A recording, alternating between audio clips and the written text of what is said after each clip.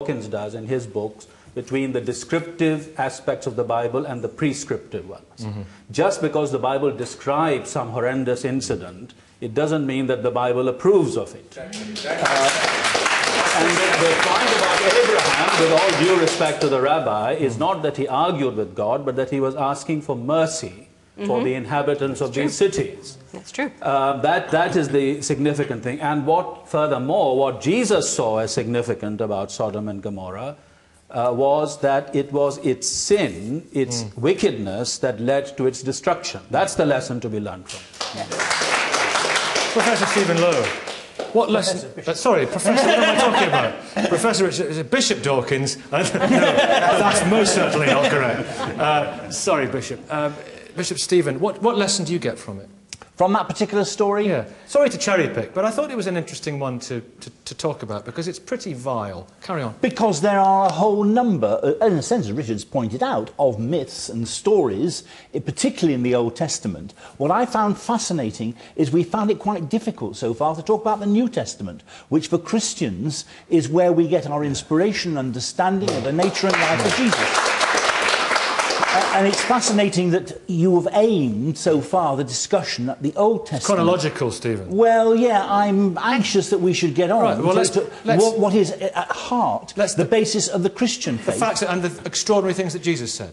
Well, I mean, let us start with the extraordinary things that Jesus said on the Sermon on the Mount, which certainly are part of the oral tradition, which was handed down from man and woman to man and woman as it went through before it was written down. There's, I think, some evidence that those actually were the words of Jesus. And at the very heart of the Christian faith, where we find inspiration and teaching which has inspired people down 2,000 years and changes people's lives. Because at the heart of that is a moral code which has actually affected the whole structure of our societies and Western civilization, and had its knock-on into other civilizations as well. We're going to get on to the morality of it in a minute. Evidence for this, Francesca? Evidence? What evidence? The only things we know that Jesus said are the things that he is supposed to have said in the New Testament text. I have to say, the Sermon on the Mount, it's a beautiful piece of theology. It's a lovely piece of what some people call social justice. But actually, you know, any Jewish rabbi of the period could have said the same thing. This is a Jewish message. It's not a particularly innovative Christian message. And there's lots of parallels. But the whole community of theologians and academics who've looked at the historical Jesus, and there are many of them, as you know, from very radical traditions in many cases, have identified certain sayings of Jesus as more likely than not being original sayings of Jesus. Not, okay, not I can't prove Stephen, about Christianity. Stephen. I just can't do it. But I do say there's a probability that those words, the words of Jesus, and the fact that they have gone through the ages and survived in that way and have got that element and ring of truth, has inspired people over 2,000 years. So Stephen, did he raise Lazarus from the dead? Did he turn the water into wine? Another, if Jesus come now and had a DNA test, half his DNA would come from his mother. What would the reading for the other half be? You see, I don't find that a very important question for me. The virgin birth is not something I find at the heart of my faith. I find the Sermon on the Mount at the heart of my faith. I find Jesus teaching about justice and poverty and the way in which he inspired people and led people, the way in which he died and rose again. Those are the heart of my faith, not whether he was born of a virgin. Do you believe he was born of a virgin? Adrian? Yeah, I think what you're doing, Nicky, is you're privileging the literal sense. Now, if we ask the question, what is it to read the Bible? Prior to the Reformation, Christians would have gone about it differently. They would have looked for a literal sense. They would have looked for a moral sense. Yeah. They would have looked for some allegorical sense, as if this might have told them something about the transcendent. And lastly, they would have looked for the anagogical sense, which is what we may hope for. Yes. What is there about the future? Yes. Now, at the time of the Reformation, it is the literal sense that gets privileged. That's why there's 45% of people in America who think that Adam and Eve were real people. And that is a gross distortion that has happened in Christianity. And we need to get back to the question, what is it to read the Bible well? And it's certainly not reading the Bible well to assume that everything in it has a kind of glass literal face to it. Yes. Let me take we're going to go into the moral message from the Bible in just a second, but let's just take some comments from... Can I take you first? Yes. You look like you're vaguely qualified. Sort of. I just wanted to pick up on the point that Professor Dawkins asked about why didn't Jesus just say, there it is, you know, question. Oh, God, because he was talking about the Old Testament, I think. The whole point of the way that a lot of the Bible is written, both Old and New Testament, is that it is written in parables, it's written in stories, because that precisely does raise the fact that we are questioning people. And as anybody who's ever preached will know, if you just stand and give a literal message, you end up with law, you end up with stuff that people don't listen to. Whereas if you actually tell stories and put it into poetry, people's imagination is captured, people's emotions are captured, and that's why the Bible is so important and has such a privileged position. I'll take you, and then I'll go to the other side. Go on. Morning. Yes, just going about the Bible, you know, if it's divinely inspired, there's going to be gaps, and Richard Dawkins, you keep mentioning, like, morals, but the Bible's way bigger than just morals, and if half America believes that Adam and Eve was literal, so what? You know, it's just a divinely inspired story. You believe it is divinely inspired? Let me take this gentleman over here. Hello. I'd just like to identify the underlying argument, which I think the panel has touched upon, is that actually there's two sides of the way in which you'd read the Bible. You've got the academic side and you've got the devotional side. And I think in terms of relevancy for the Bible, I would say because the Bible is still one of the best-selling books of all time, for those who are devotional to the Bible, it's still relevant. But academically, I think there has been a move away from...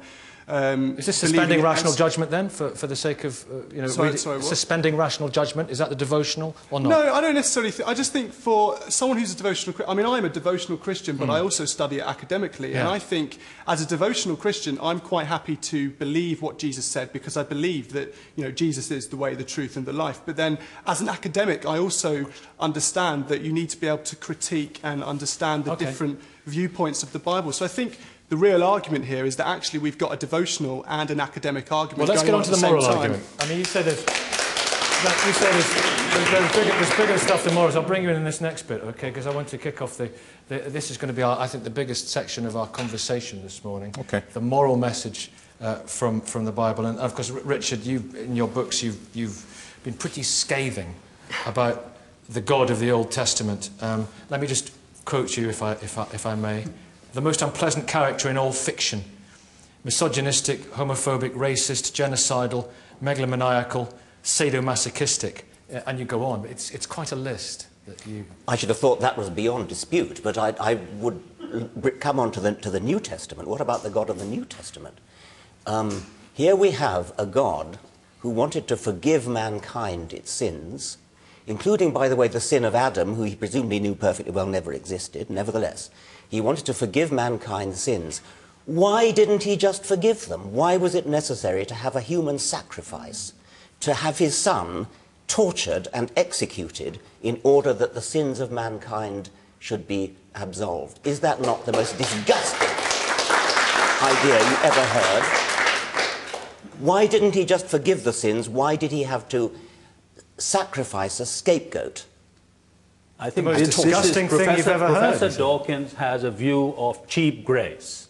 A real forgiveness comes from restitution, from cost, from sacrifice. It is not God sacrificing his son. It is his son who, in obedience to the divine will, living the divine will in a society that has gone wrong, that is corporately wrong, which is what original sin means, by the way. So there can be no forgiveness without... Let me just finish. It is his obedience in the context of a corrupt society that leads to his death. That is his sacrifice, and it is that which restores what was broken between God and human beings. So there can be no forgiveness without a death, is that No, right? it's not. I'm not saying that. There can be no forgiveness without cost. How can you applaud that? How can you applaud that? Because it's true. Well, not everyone applauded. Some people did, but some people applauded you. Because there's multiplicity of voices, and that's fine. And Christina. I don't think that what happened to Jesus was necessary from the divine's point of view, but perhaps it was necessary for what happened in the context at that time. And what we mustn't forget is that after the death came something that we believe is an unprecedented type of new life. Now, I can learn things about the universe from you. I can learn things about history from you. But one of the things that I find more in engaging with the Bible and the stories it has in there is about the whys of the universe. What about the Why are we here? What is the meaning and purpose for our lives? And to me, what comes out very clearly in what Jesus taught and said, and certainly the writings afterwards, is the whole purpose is love. And I really think that we cannot get away from, and I know you cited that earlier story that was just that awful story from the Old Testament, but what the God I worship is a God of love. And Richard, just to come back to you, what about the extraordinary things that Jesus said, that the Bishop Stephen was talking about earlier on? For example, you know, love those who persecute. Oh, that's wonderful, of course. I mean, whoever said them, whether it was Jesus or not, whether there was why should it not be Jesus? Well, I don't care if it was Jesus. Yeah, it's a wonderful thing to have be? said. I mean, why? Jesus might have said, let him finish the sentence. Jesus, whoever said it, why should he not? Whoever said it, it was a wonderful thing to say, and of course you can cherry-pick any document and find lovely things to say. But how do you decide what to cherry-pick? You decide what to cherry-pick on the basis of what you have decided is a good thing on other criteria. So we reject the horrific story of Lot and the angels and all the other horrific stories in the Old Testament and the mega horrific story, as I've just said, of the New Testament. And you pick on nice stories like the Sermon on the Mount. But the criterion by which you do your cherry-picking is, of course, something that we all share, which is we are decent human beings. That's where we get it from. But I suppose we reject those other aspects of the Bible which are frankly horrible. But in the same way, if you listen to the songs that you listen to on the radio are those that speak to you and speak to your heart. In the same way, that's why you pick them, because they make sense and they speak to your heart and they move you. And that's why you cherry-pick those particular ones. Of course. Also, I don't want a hygienic life. Yeah. I don't want a life full of things that are just nice and just clean. There's lots that's messy and lots that's difficult that is in the canon and was kept in the canon. Yeah. And also the canon developed. So from a Jewish point of view, we continually developed how we see the Bible, so we continue to develop how we see God and how we see ourselves. So actually, I think there is truth in the messy, horrible stories as well. That's right. Why? I don't think... You look frustrated, well, Richard. why bother with the Bible at all, then? I mean, you've got your nice messages that you can pick up from all sorts of places. But life's not about life messages. It's such a reservoir and a treasure house, and reading through it, I'm sure you relate to an awful lot of some of the... But what about the stuff St. Paul said, Christina, about women, for example? I'm cherry-picking again, aren't I? To the right person. Submit to your husband as the Lord. It's a shame for women to speak in church. And it is, again, if necessarily... I have to tell you, you have to filter the good stuff out, don't you? No, you don't have to filter the good stuff out. What you have to say is, who was St. Paul? What was his overriding message? What did he want to do? And he wanted nothing and no one to get in the way of people to have an encounter with the living Christ. Now, I love St. Paul. Those things he wrote, you have to do something that is called, in theological studies, hermeneutics. That is, what did the person who was writing then mean to the people he was writing for, and what would he be writing today? Francesca, what would his message be today? This is proper historical study. Why did they write it? I was going to say, you just made the point earlier that I do history and you do theology, but it seems to me, for you to support your own theology, you need history. Of course, we need each other. So why are we relying on a collection of texts that are thousands of years old from societies completely different from our own? Because St. Paul is one of my favourite people, apart from the person of Jesus. You wouldn't have been one of his by the sounds of things. Pardon? You wouldn't have been one of his favourite people by the sounds of things. Absolutely. If St. Paul were alive today, speaking into our society, our culture, he would be completely different. And I'm sure he would He'd want women bishops.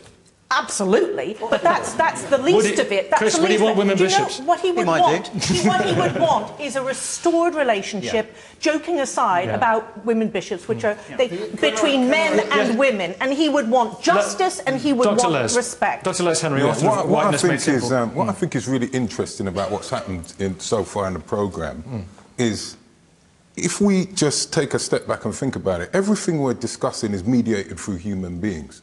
We don't know how we got here. Science can't tell us how we got here. So the Christians will say it was by fiat through God. Scientists will say evolutionary processes, Big Bang, whatever. That's the one question we can never answer. But what I find very interesting is today is that you'll have one Christian will say something, another one will disagree, and then they agree, and then they move on. Then they disagree, and then they agree. And I find it interesting you use hermeneutics, and you spoke about St. Paul more or less justifying what he did. Because the ends justifies the means. I think that's the bit you left out, but that was sort of where you were going.